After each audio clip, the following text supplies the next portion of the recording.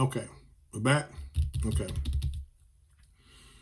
The property on parcel 222-2-1 has a market value set by the state of Mississippi of $1,461,420. $1,461,420. That's the market value of the property. It was forfeited to the state.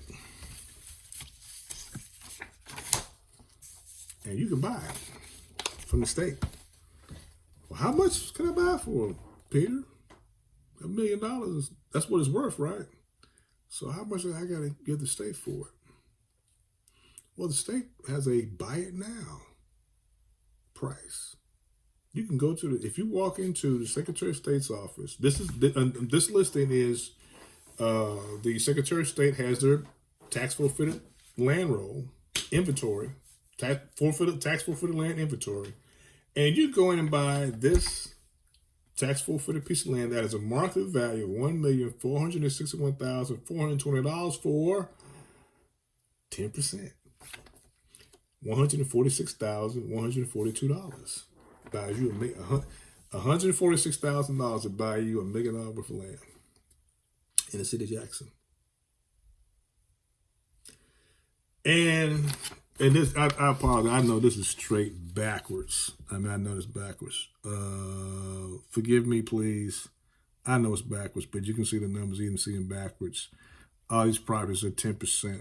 So this is a listing. They're in red, 10%. So there's property here for $63,000 for $6,300, $46,000. So there's a piece of property here worth $29,000 on McDowell Road for $2,900. There's a $28,000 property for $2,800. And the list goes on and on and on and on. Obviously, to the Choctaw Village, which is actually a pretty decent neighborhood. That's out in what's called South Jackson. $18,000 piece of property for $1,841. And then they just went down a whole stream of properties that they're all next to each other because the parcel numbers are actually successive: 859, 281, 282, 283. All of them listed at $20,000. You can buy for $2,000. For $6,000, you can buy a whole, like a huge chunk of a block. Or really, you can, because again, looking at these parcel numbers in here, 849-72, 859. So 849 is going to be across from 859. So all of these are in the same general area because some of them 851, 845, 875. All of them, there's a list of, I'm looking at 1, 2, 3, 4, 5, 6, 7, 8, 9, 10, 11, 12, 13, 14 pieces of property in the same area. Yeah, they're in the same area. $20,000 each, so 14 times 2 is 28. So for $28,000, you get 14 blocks of property for $28,000. Walk in, walk out, you got the property. Okay.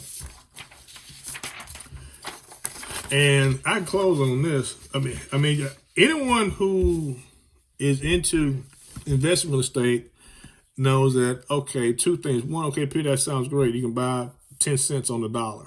That's what that is. What you just heard was purchase of real estate for 10 cents on the dollar from the state. Tax forfeited properties. The question is what to do with them. Well, what you do with them is you raise them up. Whatever's on there, I tear them down. And what I do, my plan is to, provide housing for people who are already on some form of governmental assistance, receiving some sort of a regular monthly government check. Be they veterans. Veterans can get housing allowances. Disabled vet, 100%, disabled American vet is going to get a housing check that can, I'm going to build a house so that a disabled American vet who's going to get a check like clockwork on the 1st and the 15th, hey, here you go. A Social Security, personal Social Security is going to get every first of the month, 1st of the 5th, a Social Security check.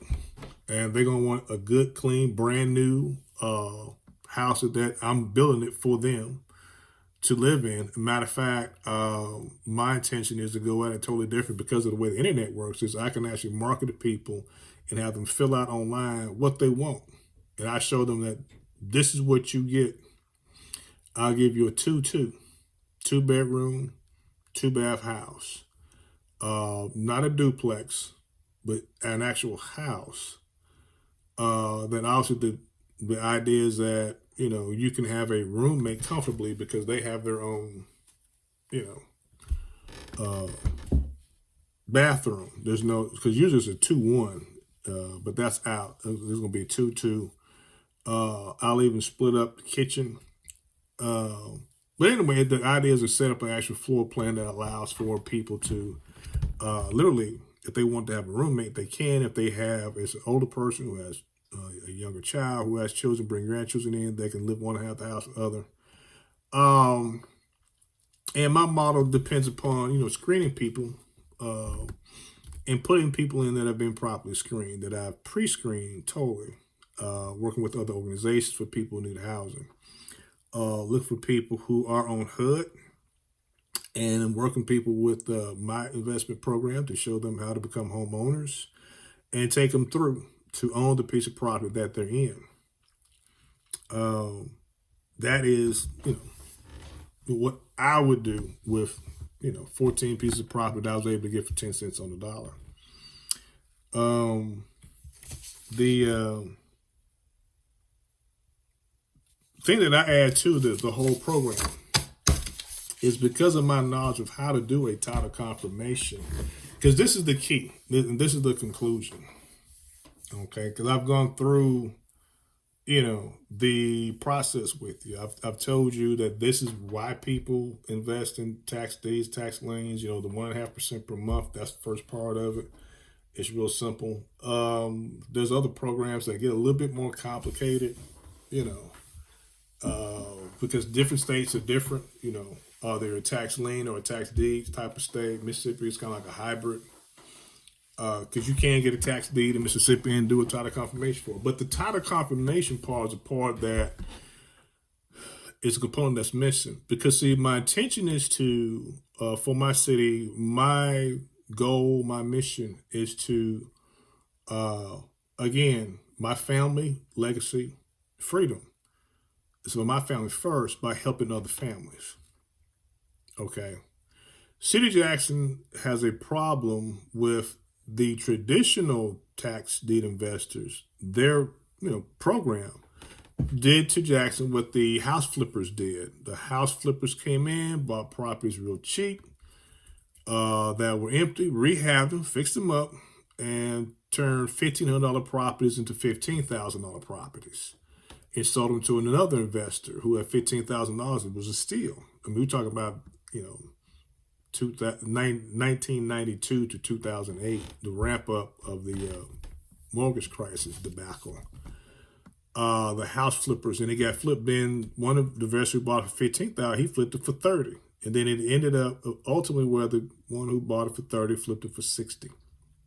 And they actually sold, because it was these were rental properties now that were doing $600 a month, $750 a month rentals. You know, two 1s, 3 2s houses, and some 4 2s even in parts of Jackson. And then they crashed out when the people who the investors got for $60 were trying to actually unload them at $120 and double their money. And that's where it you know, the hot potato ended. You know, it stopped, and then the mortgage crisis happened, and, you know, whoever's left holding that bag of that house between 60 and 120, that's who got stuck with it. And so those houses actually end up, now they're back at your $1,500 to $5,000 values, hence, you know, this list, because no one wanted to pay the taxes on it, whoever ended up with it. The LLCs also dried up. People filed foreclosure on that LLC and start up another LLC. And that's what happened. The big banks got bailed out. I mean, you know, that's what happened.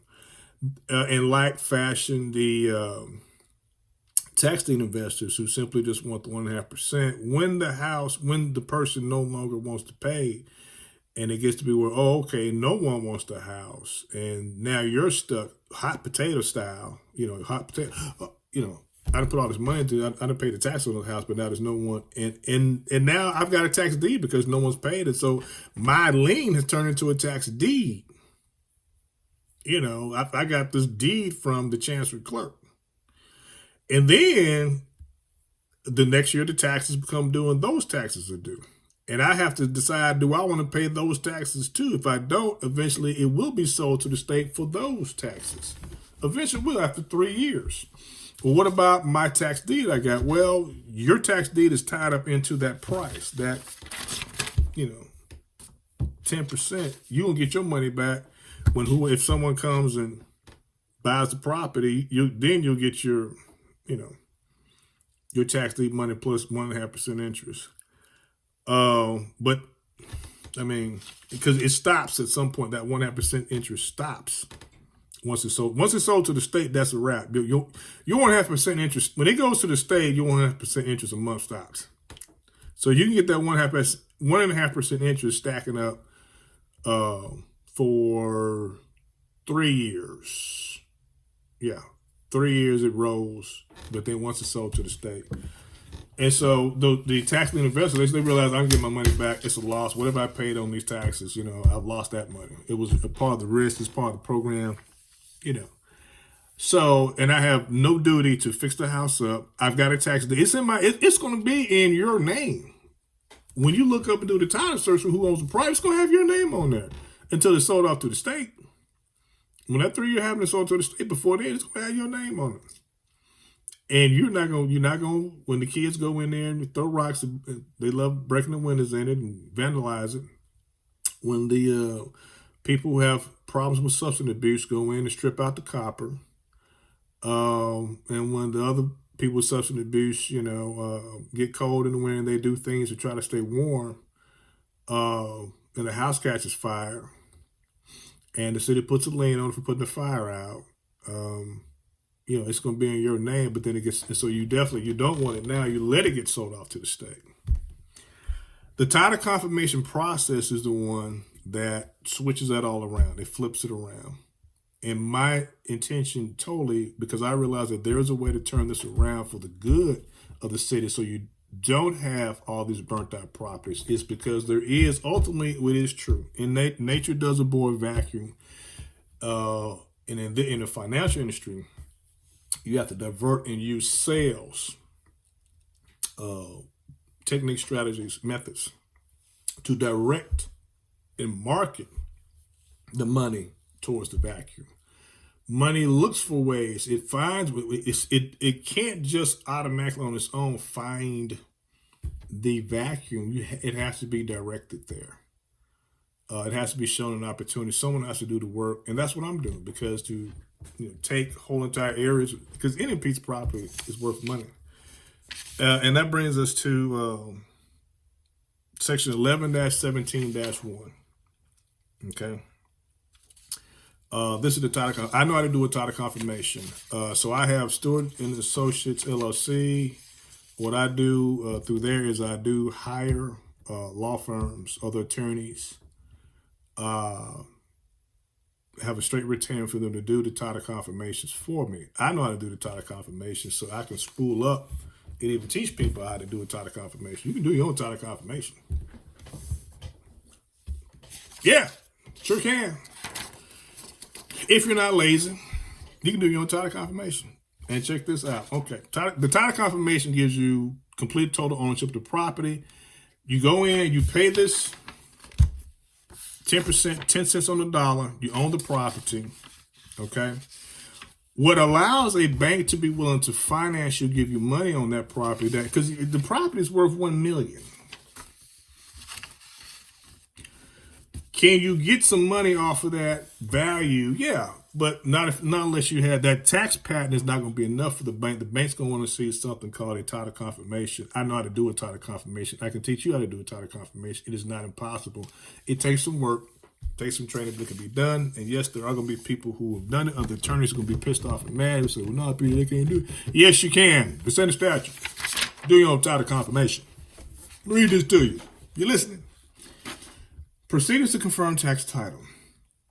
Any person holding or claiming under a tax title lands heretofore or hereafter sold for taxes, when the period of redemption has expired, may proceed by sworn complaint in the Chancery Court to have such title confirmed and quieted, and shall set forth in his complaint his claim under the tax sale and the names and places of residence of all persons interested in the land, so far as known to the plaintiff, or as he can ascertain by diligent inquiry.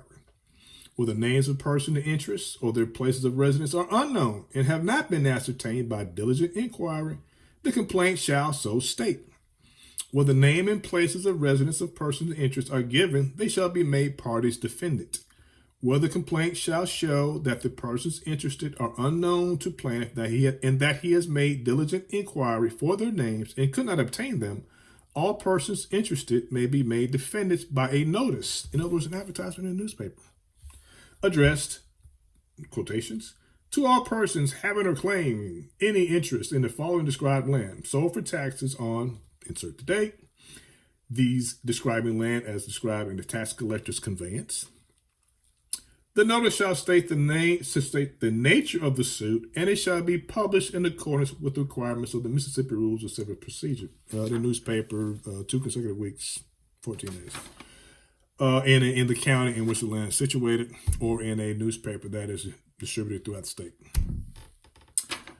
It shall be lawful in all cases to set forth in the complaint the names of all persons interested, as far as ascertained, and make them parties, and also to join and make defendants all persons having or claiming any legal or equitable interest in the lands described in the complaint. If you know anybody, any heirs, if you know the person died and they got some children, you try to find the children, name them because they got an interest in it as heirs. Or those other people who they pay the taxes in 2017, you pay the taxes in 2018, it was sold off to the state in 2021, 3 years later, and now you want to you decide you like the land, you buy it from the state tax, the state's land tax forfeited land inventory. Okay, then you name those other people who had an interest in it, who also paid some tax on it 1 year. Such suits shall be proceeded with as other cases, and if the complaints be taken for confessed, or if it appear that plaintiff is entitled to a judgment, it shall be rendered, confirming the tax title against all persons claiming to hold the land by title existing at the time of the sale for taxes. Such judgment shall vest in the plaintiff without any conveyance by a master or commissioner, a good and sufficient title of said land, and such judgment shall, in all cases, constitute conclusive evidence that the title of said land was vested in the plaintiff as against all persons claiming the same under the title existing prior to the sale for taxes. In other words, they just outlined the procedure that, and you can do it. You can file a complaint. It costs $150 to file a complaint. Now then, but there's one other statute I'm going to give you, then we can go. Confirmation of state land patents, 1117-3. This comes right behind 11-17-1 I just read to you. And this is one that's very interesting, of interest to everyone who has been listening to this for this whole time. This is the money part.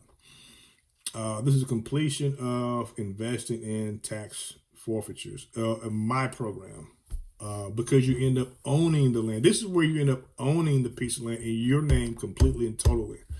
It's not sections 1 and 2 that I talked about, the 1.5%. It's not those first two sections. I'm in section 3 because I'm all about owning land, because that's where the real power is. Flipping land, flipping property. If you listen to Grant Cardone, I don't think he doesn't bash, flipping, but what he talks about is owning. And there's something so basic that between flipping and between that and owning, I, at 52 years of age, having gotten older, am going to be an owner. When I was in my 20s, I would have definitely been a flipper. I did flip some properties myself. Got a foreclosed property for just signing over. That signed over to me. for I think I paid $1,500 up front for a house that was worth $160,000. Had a swimming pool in the back with a pool house. Crazy. I just took over the notes. Period. That was it. And got a deed and started paying the notes on the house. But at age 52, I'm an owner. I mean, I'm going to own real estate and build a portfolio. And the goal is this: is to build a portfolio of real estate that it becomes an asset that generates income. Because I'm going to be older. I'm not going to be working. I mean, I got 20 years. I'm 20 years. I'll be 72. I ain't working nobody's job. I ain't working with 72. I ain't working for nobody. Yeah. I want 6 figures coming in. The way to do that is to build assets. Rich Dad, Poor Dad, build assets. Assets produce income. When you own assets, they produce income. I think it's become very good and master at managing real estate. And by hiring people with masters of managing real estate. Yeah. I plan to create a lot of jobs. Oh, yes. All right. And 1117.3 is definitely the conclusion. I think I said conclusion of this lecture at least 3 times now. This is confirmation of state land patents. The state land patent is what you buy from the state. When you walk into the Secretary of State's office and you walk in and pay, they will say, buy it now. See that top? Buy it now. Okay. When you buy it now, what you're going to get is a state land patent. Okay. And so 1117.1 is your code section. This is what you want. This is your baby. This is good. Good for you. Good for you. 1117-1. Confirmation of state land patents. Any patentee, you, me, or any person, firm or corporation, limited liability corporation, claiming title or other interest in land under or through any patentee, which means you bought it from someone else who bought the patent. It can be you who bought the patent from the state, or you bought the patent from someone who bought the patent from the state. Issued by the state for lands forfeited to the state for non-payment of taxes, whether such claimant be in possession or not, or be threatened to be disturbed in his possession or not, may proceed as party plaintiff against the state as a party defendant by sworn complaint in the Chancery Court of the county where the land or some part thereof is situated, to have such title or interest confirmed and quieted. No derangement of plaintiff's title in such cases shall be required. You don't have to set out, how the property came to be. There's no derangement. Back in 1981, the house was purchased with a deed of trust from Mr. and Mrs. Morgan, and then they died, and then no, you don't have to do all of that. No, that's not necessary. There is another section 29-1-115, presumption of validity of patents of tax forfeited land. When any forfeited tax land patent has been issued by the state for a period of 10 years, you good. Basically. Issues of patents and contracts, 29-1-81.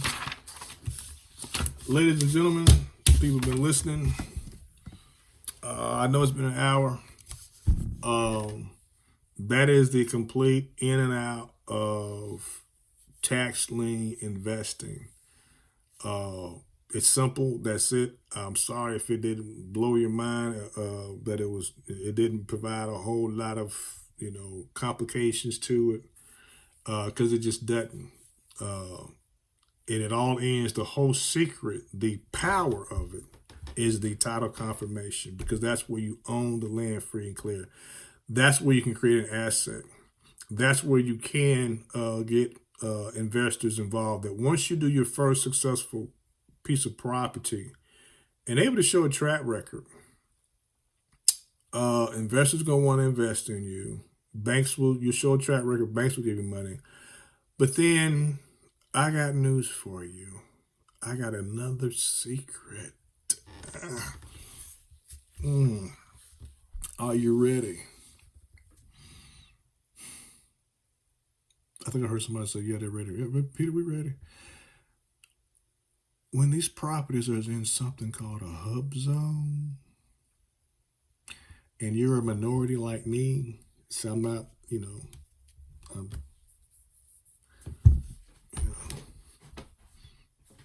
a descendant of American slaves, 8A certified, I can actually get funds from the government to get help to do these projects. And not only that, guess who has to help me get these funds? Who got to help you get the funds, Peter? Well, I'm going to tell you.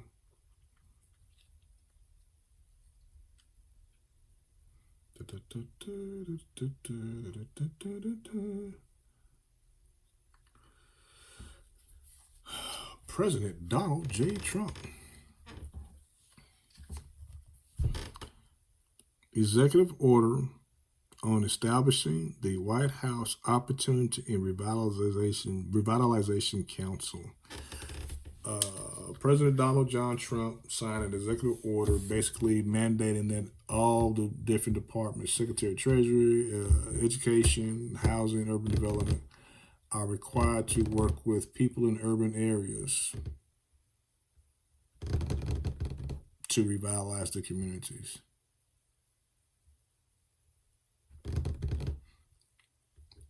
More on that later.